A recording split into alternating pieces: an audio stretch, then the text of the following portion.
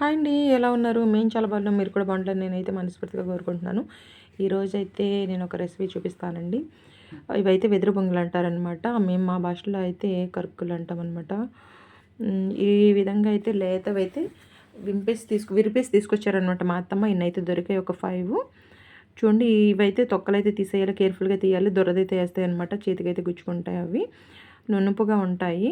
చూడండి, ఇవైతే ఇట్లా అయితే కట్ చేస్తున్నారు తొక్కలు తీసేసి మా అత్తమ్మ. కత్తితో అయితే ఈ విధంగా ఫాస్ట్గా చేస్తున్నారు. నాకైతే రాదనమాట ఇంత ఫాస్ట్గా ఇట్లా చేయడం. నాకైతే భయం అన్నమాట.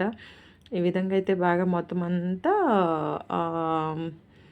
ఇట్లా అయితే చేసేయాలి. చూడండి, క్యారెట్ తురిమే దాంతో తురమొచ్చు, కానీ మా అత్తమ్మ ఇట్లా అయితే చేస్తారు. ఇంత అయితే వచ్చింది మాకు. నీట్గా కడిగేసి బాయిల్ అయితే చేయాలండి వీటిని.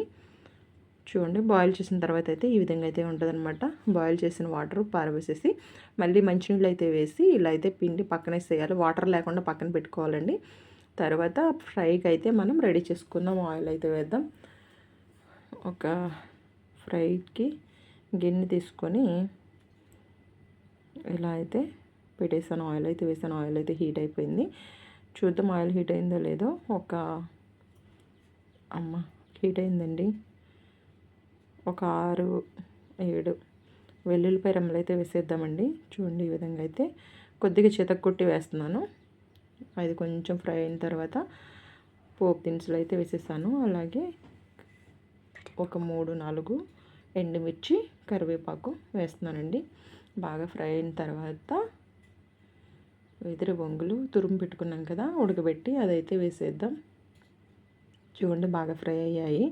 మంచి స్మెల్ అయితే వస్తుందన్నమాట, తాలింపు స్మెల్. ఇప్పుడు ఈ విధంగా ఉన్నప్పుడు ఇదైతే తీసి వాటర్ లేకుండా బాగా పిండేసి పెడుతున్నాం కదా, ఇందులోనే వాటర్ కంటెంట్ ఎక్కువ ఉంటుందన్నమాట.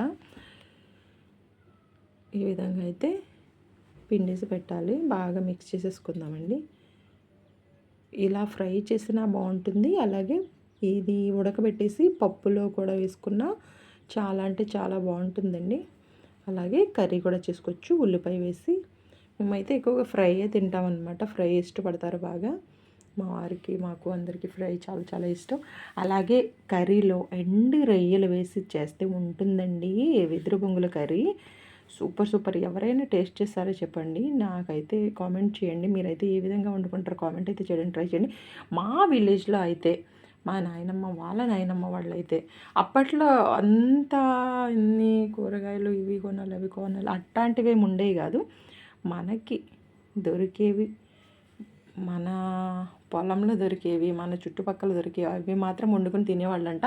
నేను ఇంతవరకు వీడియోలో కూడా చెప్పానండి. దుంపలు, నాగలి దుంపలు, నోస దుంపలు, వాటిని కూడా కర్రీ చేసుకొని తినేవాళ్ళు. ఆ విధంగా ఇవి కూడా అనమాట సీజన్ వారిగా దొరికేవి ఏవి కూడా వదిలిపెట్టేవాళ్ళు కాదు. కొనుక్కొని తినే అవసరం లేదంటే అప్పట్లో ఇలాంటివి బాగా చేసుకొని తినేవాళ్ళు.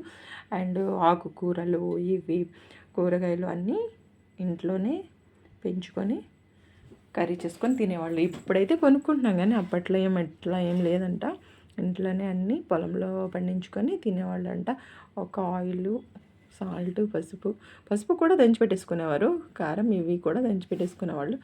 కొన్ని కొనుక్కునేవి, కొన్ని అంత ఎక్కువ కొనేవి ఉండేవి కావు. బాగా ఫ్రై అవ్వడానికి చాలా టైం పట్టిందండి. ఇలా అయితే ఫైనల్గా కారం కూడా వేసేసి, ఉప్పు, కారం, పసుపు కూడా వేసేసి మిక్స్ చేసేయడమే. ఇంతేనండి, చాలా చాలా బాగుంటుంది. నాకైతే చాలా చాలా చాలా ఇష్టం. ఫ్రై కర్రీ ఆ రైస్ కూడా వేసుకోకుండా వట్టిగా తినేస్తారనమాట మా పిల్లలు. చాలా ఇష్టపడతారు. మీకు కూడా ఇష్టమో కదా కామెంట్ అయితే చేయండి. ఎవరైనా తిన్నారా లేదా, ఫస్ట్ టైం చూస్తున్నారా, కామెంట్ అయితే చేయడానికి ట్రై చేయండి. థ్యాంక్ యూ సో మచ్ అండి. లాస్ట్ వరకు నా వీడియో కనుక చూసిన వాళ్ళకి అండ్ నచ్చిన వాళ్ళకి thank you so much. Like and do subscribe అండి, ఓకేనా? మర్చిపోవద్దండి ప్లీజ్. Support my channel. చూడండి, ఈ విధంగా అయితే తయారైపోయింది వెదురు బొంగుల ఫ్రై.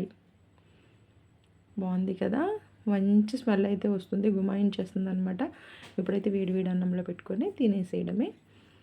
ఇందులోకి చారున్న, పప్పు చారున్న నంచుకొని తినేయడమేనండి. వట్టిగా కూడా తినేయచ్చు రైస్లో పెట్టేసి.